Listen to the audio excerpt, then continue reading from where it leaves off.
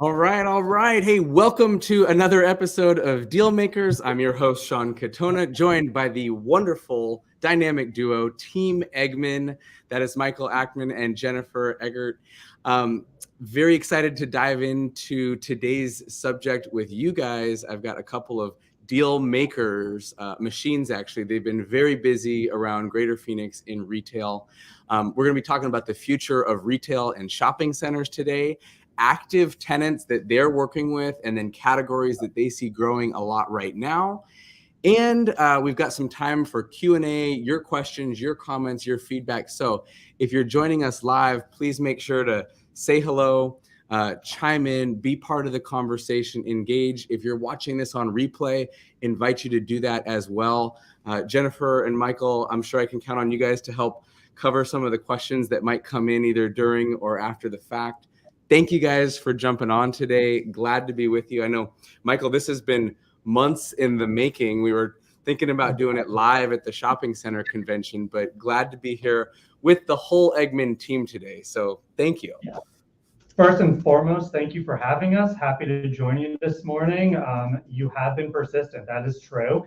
And I'm glad we finally have a date to join you. And it was only right to make Jennifer do this with me as we're a team and kind of get the whole team's perspective. Yes. Well, yes. and thank you for having us. I personally and selfishly love having guests like you guys on because you bring such a well-rounded perspective and literally, pounding the pavement week in and week out. You're the folks doing deals. You know what the rates are. You know what the concessions are. You know the TI package is happening. You know where, the hot pockets in town are and the ones that aren't. And so I'd like, who better to hear it from than the folks inking deals week in and week out is my take on it. So I learn so much when we do a program like this, and I know folks tuning in will as well. Let us begin with a very quick intro. Jennifer, why don't you start first? Just tell us what your maybe niche or your specialty is today as you would define it. Sure. Good morning. I'm Jennifer Eggert. I think right now my specialty, I've been focusing a lot on the tenant rep between our team. I handle a lot of the tenants. I like the hand holding, especially, new tenants, first time tenants, walking them through the whole process from A to Z. So I work with a lot of, small local tenants as well as national, but, I think I give that, personal touch where it's not intimidating to them, and they learn to trust me, and we get the deals done. Love it. And then Michael, would it be the same or complimentary? What would you say? Complimentary. Jennifer's definitely better with new tenants. She's a little more patient than me.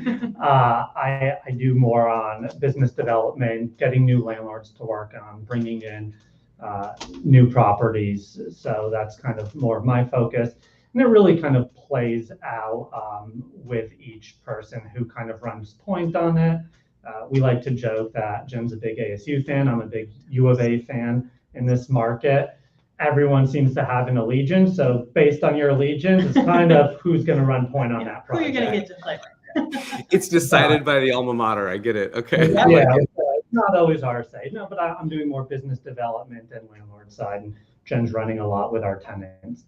Yeah. Love it. And actually, let's break that down a little bit further, because landlord and tenant rep, and then there's also leasing, and then I know you guys are really starting to do more buy and sell side activity too. And again, that's something that I really like, because the exclusively buy sell side experts maybe aren't as dialed in with what's going on in the tenant. So how do you guys kind of split that load as well?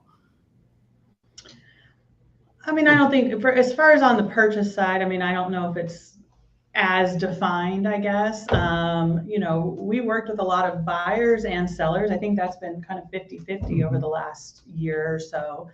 But I do think we add that value, especially to the sellers and some of our long-term clients, because we know what's going on in the leasing world. We know how to add the value. We know where they need to be to get max value for their property. So I think we definitely bring a unique perspective as far as that goes, just because we are so ingrained in what's going on market-wise, leasing-wise. Yeah, and I agree with all of that. And just to add to it, I think ORION as a shop was actually founded as an investment firm. We're kind of the ground floor on bringing retail leasing into it.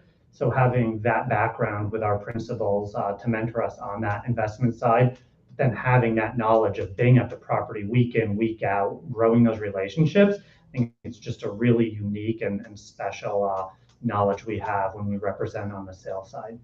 No, agreed. And the people in our office that only do investment sales, they come to us all the time with questions about leasing or what's going on here. Or what do you think could happen here? What kind of rate do you think? I mean, we know that stuff more so than somebody that's just doing investment sales. And I think especially in the retail umbrella of commercial real estate, maybe more so than industrial or apartments, where you could just do your research on investments only. I think having the knowledge of those retailers, especially on mom and pops, on the small strip centers, a lot of the stuff we do work on, having that knowledge of the streets is very good. That's probably a perfect segue. I'm going to jump ahead a little bit to the tenant questions that we were thinking about, and would love to hear from you guys who you're seeing more activity from right now around town. And you could get into the categories or the industries, or if you want to name, specific tenants, or even areas. All that would be of interest to me, to anyone who's buying a building or has vacancy or wants to think about, hey, I want to meet where the demand is and where tenants want to be, and make sure that I'm buying investment properties that is in that path of progress.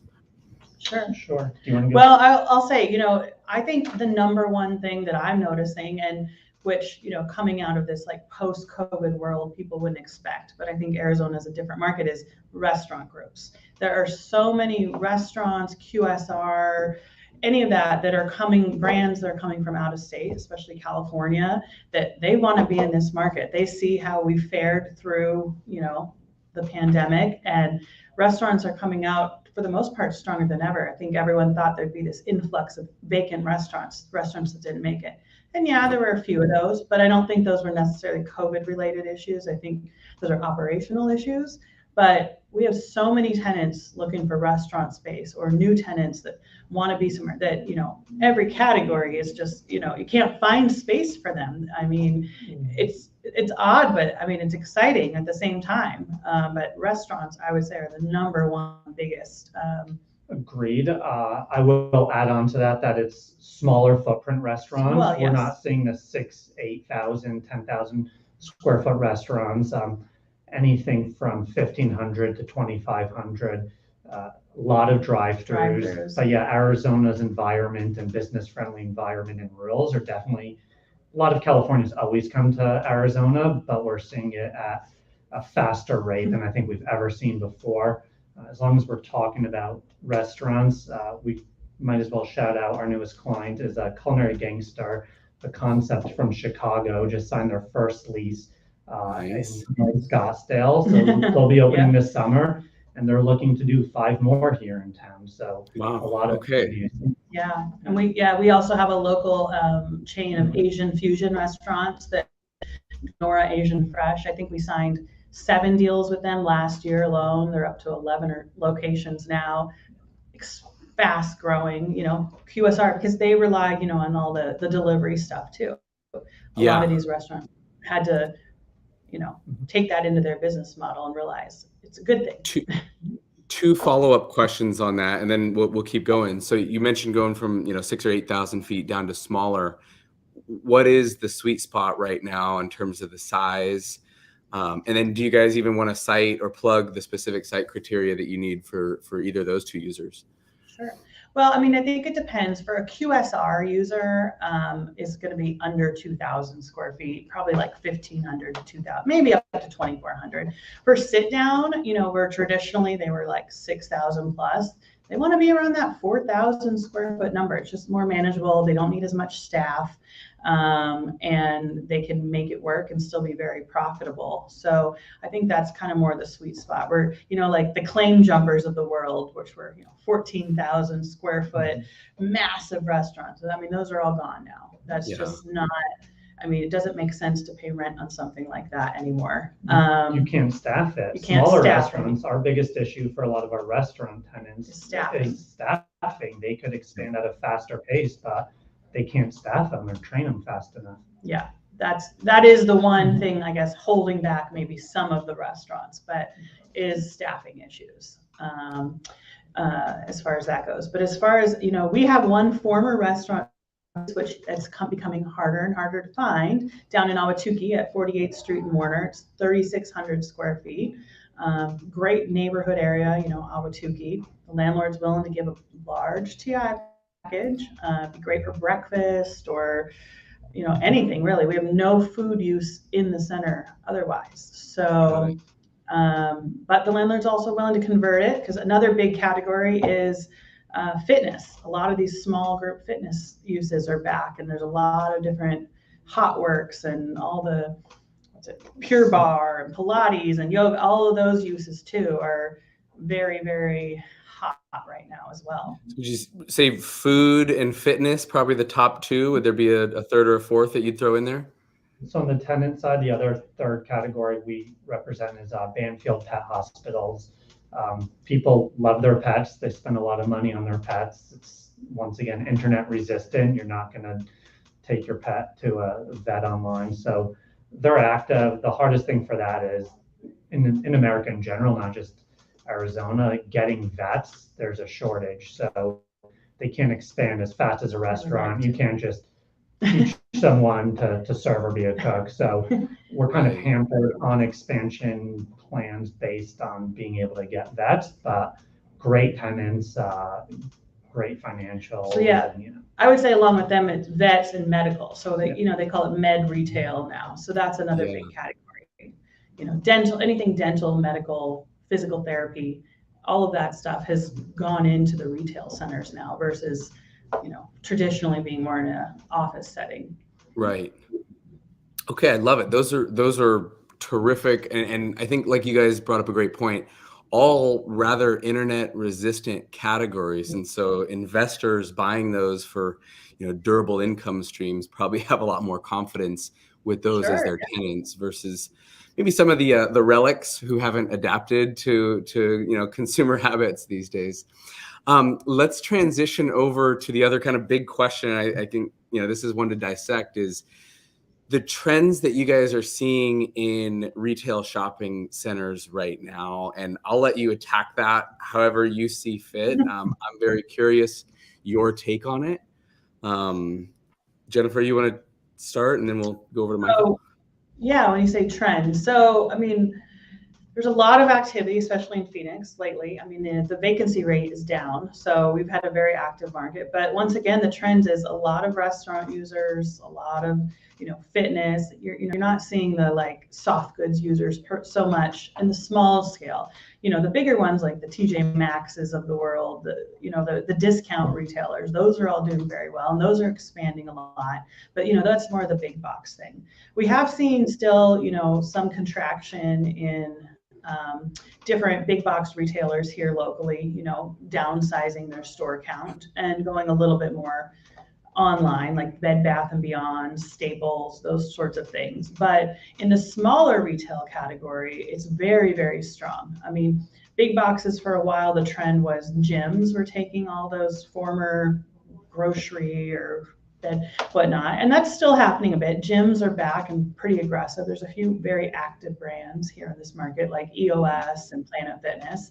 But we're not seeing as many new big box retailers, which kind of makes sense because you can, there's the Amazons out there, and all these groups have really stepped up their online presence as well. But it's the locals, internet resistance stuff is really what we're seeing the trend. Fitness, beauty, health and beauty. There's so many different, the waxing, the eyelashes, the nails, the hair. That's also stuff you have to go actually do.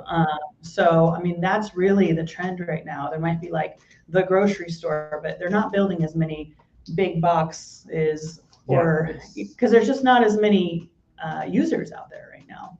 But I think you might ask. Oh, go ahead, Michael. No, I was saying, but based on those users, so we're seeing more grocery anchored or smaller strip centers. But the uses that are going and expanding, those are uses that drive traffic more frequently. You're going to that restaurant weekly, you're going to work out weekly. So it really creates a good, vibrant shopping center. So the size changes, but the count of how many times an individual goes is up, and I think that's great for retail in general. I'd be interested to hear your guys' take. It seems like, back in the 80s, everything was a giant indoor mall. Today feels like almost the opposite of that. Do you guys want to weigh in on that? If you were going to build something new today, what would it look like, or what would you want to build or buy? Sure. And I do get that as children of the 80s. That is kind of sad. Paradise Valley Mall is where I grew up. Going and seeing that being torn down and going away, it was like, oh my God, the end of an era. But right. I get where they're going with that. Although, it is kind of funny to me. I remember when like Kierland here was built and Santan, and those were built not the indoor mall style. And this was even, 10, 20 years ago at this point. It was like, do they know this is Arizona? Like, who wants to go shopping outside in the, in the summer? Like, to me, in Arizona, it's kind of funny, but I get it, because a lot of these users and even the tenants, some people are not going to go to the mall to go to one store if they have to hassle with parking and like wind their way. They want to be able to easily accessible go into the mall. Yeah. So I do get it from that standpoint. And I do think the trend of like the more mixed use with like, the condos or apartments above, some office, people want to live, work, and play in the same area, if they can. They don't want to drive. So if you can kind of have your whole core of everything in one place, I do think it's a smart idea. But I do have some nostalgic feelings about indoor malls and cruise in the mall, that's just what you did. I think it's just different now. I mean, it's different. Yeah. I don't think malls will ever fully be gone. We're shopping center experts, by no means mall experts, but you see for them taking down PV Mall, and then every time they finish an expansion or renovation at Fashion Square, they are already announcing their next one. So I think what you're going to have is, per major metro, one really great mall that's going to continue to do well and be more regional than per area in town. Yeah, I mean, our office is right outside Fashion Square, so we may go to the mall quite a bit to get food or whatever. And I'm telling you, yesterday I went in there, it's packed. It was a Wednesday afternoon at 1:00, and it's like, who are these people? But Fashion Square drives a lot of tourist dollars as well, whereas maybe some of those outlier malls more don't. Regional. So I agree with Michael. There's going to be one major, malls. But the other stuff needs to be more servicing the local community. Right. Yeah. Okay, let's do a quick fire round here, and I'm happy for you guys to have completely different preferences on this too, or they could be the same. This will be interesting, but. If you guys were gonna invest, $100,000 as a group, or $1 million, or a couple $1 million in a deal right now, or make an investment, what would that look like for you? What's your dream deal? Jennifer, I'll have you go first, and then we'll switch over to Michael. If you guys were gonna write a check, or would it just be Bitcoin? I don't know. Sure. Well, like for me, I think I'd be looking at something very long-term with, staying power and stability. Even though the cap rates are really low on these, a Dutch Bros or something like a BlackRock, a freestanding, something with a drive-through. I think you're always going to be able to replace anything with a drive-through, as long as it's, in a decent area. So I would think, you're not going to immediately see those returns, but I think on a long-term basis, a drive-through, you always have value. There's always going to be a tenant looking for something with a drive-through. It's going to be a very steady, stable deal. Let me, Michael, before you jump in, Jennifer, dissect for me a little bit more a good area. Well, I would say, I'm saying like Metro Phoenix. I don't think I would look at something in like a tertiary market quite yet, like Payson or, I'm just saying in Metro Phoenix. But I also think good areas are the newer areas, the areas that still have opportunity for growth. So like Surprise or South Chandler, Santan Valley. But obviously anything in like the central core, Scottsdale, you're never going to go wrong in Scottsdale or Arcadia. But, if it's something where you can get in at a better, basis point, but it's in a growing area where there's still opportunity for growth, like some of these south area, west areas, I think those make a lot of sense. Okay, cool. And quick reminder here for anyone tuning in, if you guys want to ask questions of Team EggMan, please feel free. We can pull them up here live. So Michael, your take on that same question, completely the same or completely different or somewhere in between? No, I agree with that. If I'm putting my own money into something, I like smaller retail, strip centers, 3 to 5 tenants, opportunity for drive-throughs. Definitely agree with that. I would look for something that's been in a family for a long time. You know, they're looking for retirement, family doesn't want to take it over, and it's maybe just been neglected, great area of town, and just needs someone to come in and update it and add value there. Is what I would be interested in. Love it. Love it. Smart. Okay, so let me spend a second here kind of plugging your guys' expertise. I know you talked about landlord rep and tenant rep and mom and pops, and I know you work with some big brands as well.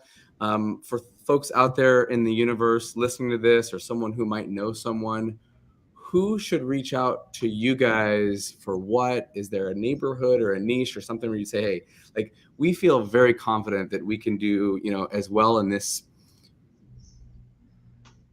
area, Sure, yeah. piece, property, as anybody in town? So we definitely represent both landlords and tenants. We weigh a little bit heavier on the landlord side historically and by design. East Valley, you know, our office is in the East Valley. We both grew up in Scottsdale. So in terms of, you know, going and doing showings too for 1,000 square foot space, it's tougher to go all the way out to the 303 and take a third of your day out for that. So we are experts all over the valley, but definitely East Valley heavy landlord. In an ideal world, we'd have someone that has multiple properties and work that relationship and could have one point person for 3 or 4 properties together. Yeah. Jennifer, anything you'd add? Yeah. Or?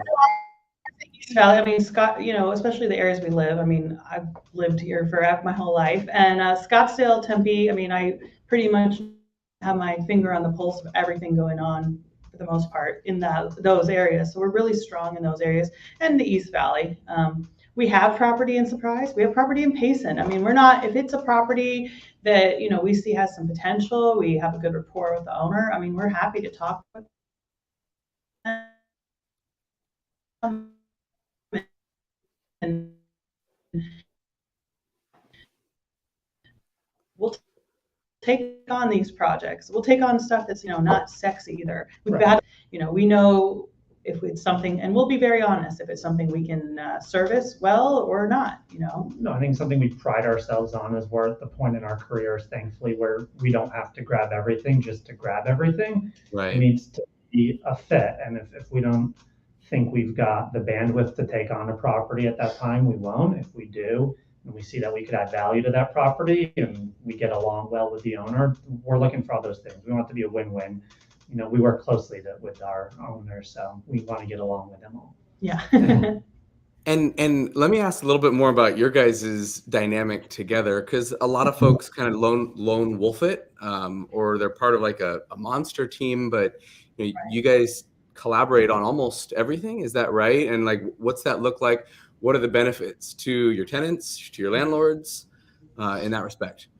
Sure, we do pretty much everything together. A couple exceptions, but moving forward, all new stuff is together, and we've been a team going on 6 years now, which is crazy. And like any relationship, good days and bad, and a lot more good days, thankfully. So that's great. No, but we have different strong suits in the industry, so we complement each other in that sense. She's much better at the nitty-gritty of going through leases and lease plans, much better going out and being proactive. So we complement each other, and it's good. And being able to work together and how schedules come up also lets us take on more product. You know, the reality is you could only do so much, and there's only 24 hours in the day. So being able to broaden how much we could take on together is great. No, I agree. And I think, you know, there's that level of trust that we have that, you know, he's not going to drop the, you know, it's just nice to have that backup person because, you know, we all do this job can be 24/7 if you let it be. And, if you want to take a vacation or something, it's nice knowing there's that person that's, like, no, go take some down. We all need that in life. So we trust in each other that they'll handle things and we'll just come back and together. But I've always kind of worked with a team, and I just don't think, I get what you said, the lone wolfing it, that works for some, but I like having that person to bounce ideas off of. And like he said, we definitely have some different strengths. So I think it's beneficial all the way around to both us and to our clients.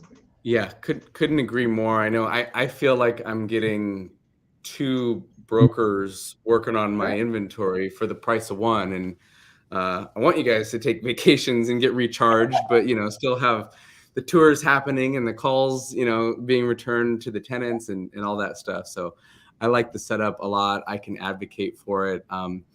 We're reaching our time limit here. So let me pull up your guys's team Instagram account. If you guys want to go check them out, please do. And I just want to thank you guys for doing this with us live, sharing your knowledge, your market expertise. I think we barely scratched the tip of the iceberg of what you guys know and could share. We could have gone on for 2 hours here. So please reach out to Team EggMan for any follow-up questions. Anything for me, I'd be happy to answer as well. But you guys, really appreciate you jumping on. Awesome job today. I know I learned a lot, so thank you. Thanks for having us. It's a pleasure to join you, and look forward to when you're in town next. Yes, definitely. Thank you so much. Sounds good, guys. Thanks, and thank you guys all for tuning in.